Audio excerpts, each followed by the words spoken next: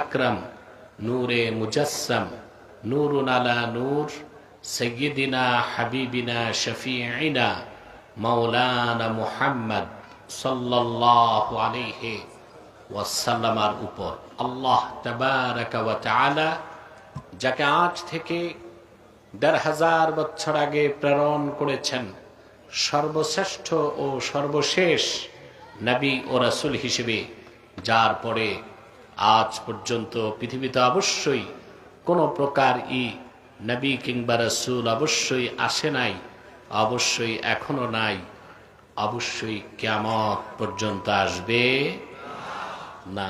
সম্মানিত সুধী, আমি এই রাতের বেলা এত পথ পাড়ি দিয়ে আসতে খুব কষ্ট হয়েছে আমার। আপনাদের অনেক বড় বড় গর্ত হয়ে আছে, এত বড় গর্ত যেগুলোতে মাছ চাষ করা যাবে।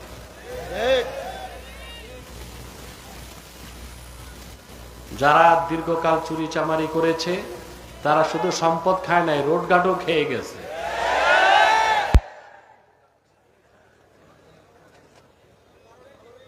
তা আমার আসতে খুব ক্লান্তি, অবসাদ, দুঃখ, ব্যথার বোঝা নিয়ে এসেছি। আপনাদের এই সুন্দর চেহারাগুলো দেখে আমার কষ্ট দূর হয়ে গেছে, আলহামদুলিল্লাহ।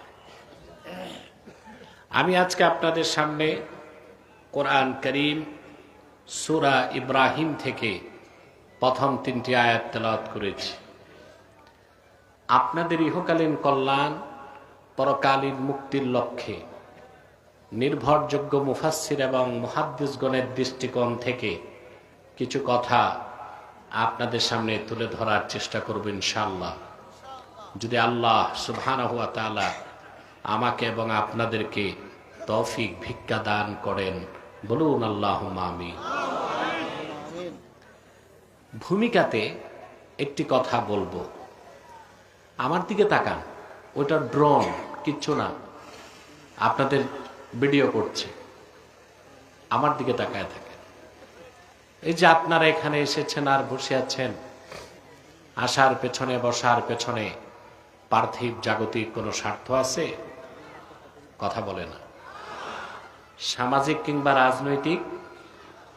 আমরা এসেছি শুধুমাত্র আল্লাহ তার হাবিবের রেজামান্দি হাসিল করার জন্য, দুনিয়ার কল্যাণ, পরকালীন মুক্তির জন্য।